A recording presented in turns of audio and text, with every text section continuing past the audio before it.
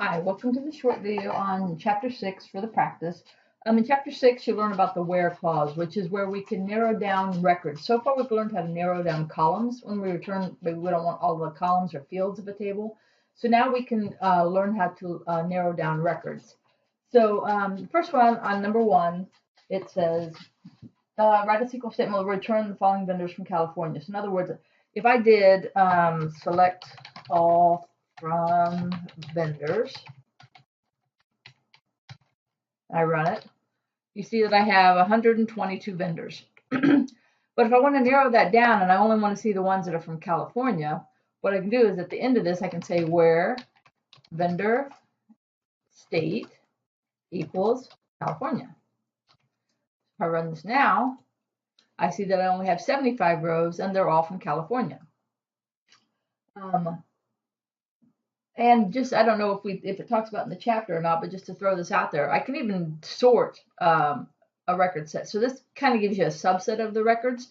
So right now you see that my Californias are all together and I've got Los Angeles, Sacramento. I could stick an order by vendor city and it will stick all the ones together from the different cities. So if I run that, now you see all the Fresnos are together. So not only can I narrow down the record set, then I can turn around and sort it as well. So a little bit about the where clause. The where clause, I can take a field and I can say that it's equal to a value, that it's less than a value, greater than a value. These are called relational operators. In other words, how does this field relate to the value that I'm pulling up? As far as strings, I can do this on date fields, I can do it on string fields, I can do it on numeric fields. So let me show you another one for like number 2. It says, write the SQL statement that will return the vendors whose name begins with the letters TH. So there's such a thing as, select, well, they just want vendor name here, sorry. Name from vendors. See, what I like to do is I kind of like to build my queries a little bit at a time. So, I start with what I know, and that gives me all of the vendor names. And again, there's 122 of them. Once I know I've got that, then I can narrow them down. I can say where vendor name like PH and the percent sign is a wildcard. What that means is it will return any vendors that start with the letters TH. So if I run that, I see that now I have 6 rows of vendors that start with the word that's the, but they all start with the letters TH. So the percent sign is a kind of like a wild card. It says, give me anything that starts with T, H, and anything that follows. That percent sign says, that's any number of characters that follow. Number 3 says to write ones that has a vendors table that has the word mail on the name. So you notice on the first one it has mailing system, second one has mailers, the third one has mailing. So how would you do that? Since they don't all start with MAIL, what I can do is I can say select vendor name from vendors where vendor name like, and I can use that wildcard more than once. I can say percent mail percent. So that says bring any of them back that has mail basically anywhere in the name. It can have any characters before it. It can have any characters after it. But somewhere in there it has to have MAIL in the name. So if I run that, I get the 3 that I show in my example. Now in the last example, it says write the SQL statement that will calculate the balance due, which we've done before, on invoices, and then return only the invoices where the balance due is more than 0. Sorts results so the highest balance due is at the top of the list. So first of all, like I said, let's build this a little bit at a time. So I don't think I have a print screen in mine. I take that back. Yes, I do. So I want the invoice number,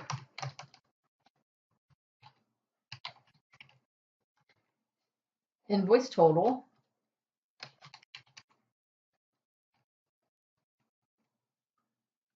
and the next one's going to be a calculated field, which is going to be invoice total minus, let's see, payment total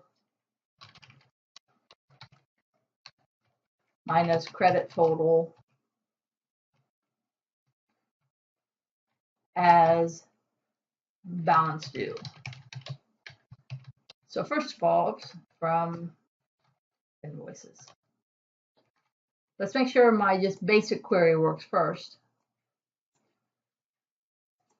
Okay, so I see I've got a bunch, and most of them, well, as I scroll through, have zeros. But there are a few that have some balance due. So it says we want to see ones where the balance due is more than 0. So what I can do is I can say where. Now, one thing about it is we learn with the sort that with the sort, I can go ahead and use an alias in my sort, in the order by. In the where clause, I cannot. And the reason for that is when I do a sort, it does, select star from table, order by, yada, yada. What happens is the select star from table happens first, and it gives me a subset of data. And then the order by takes that data and rearranges it. So at that point in time, at the point in time where it rearranges it, that alias actually exists, in the table. It looks like it does. It doesn't exist in the table, but it exists in my output.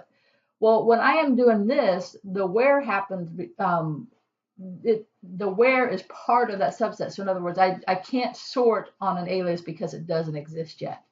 So what I have to do is I have to say, where basically I take my calculation again, is greater than 0. So instead of just saying where balance due is greater than 0, I just take the calculation and say that's greater than 0. So if I run this now, I see that I have 11 rows, and I have the ones where the balance due is greater than 0. Now I can turn around and take that subset of data and rearrange it. I can say order by, and here I can say balance due.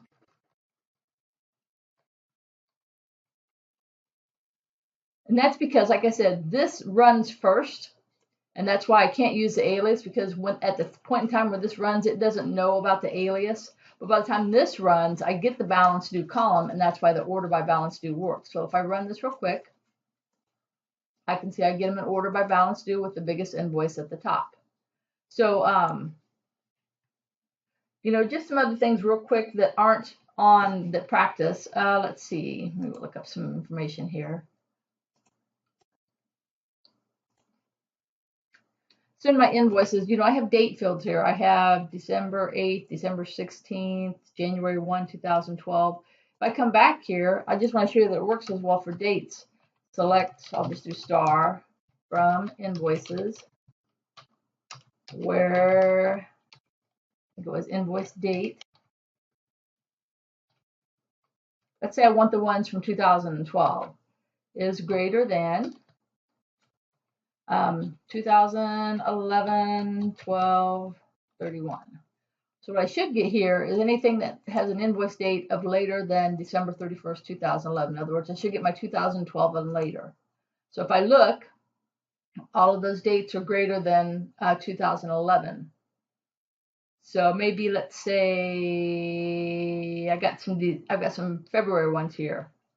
Or I could even do betweens. Maybe I just want to see the January dates. I could say invoice date between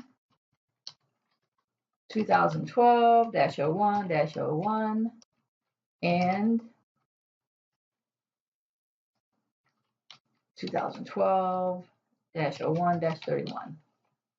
So I can use the word between, and I get the ones that are just between January. And even at that point, I could do an order by. Oops, sorry.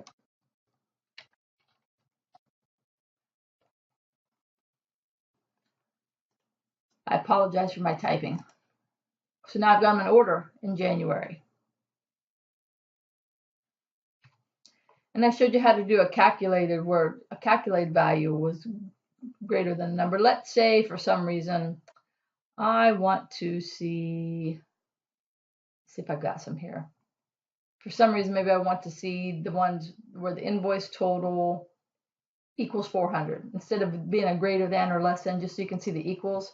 So I could say select from invoices where invoice total equals 400.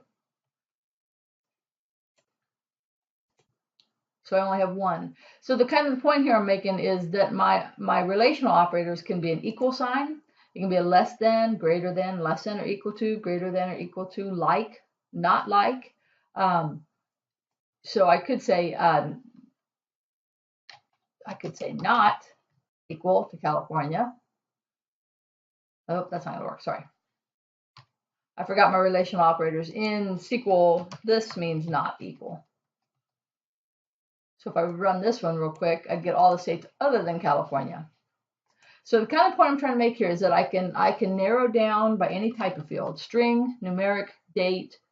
I can use any type of relational operators: greater than, less than, equal to, not equal to, between, and I can use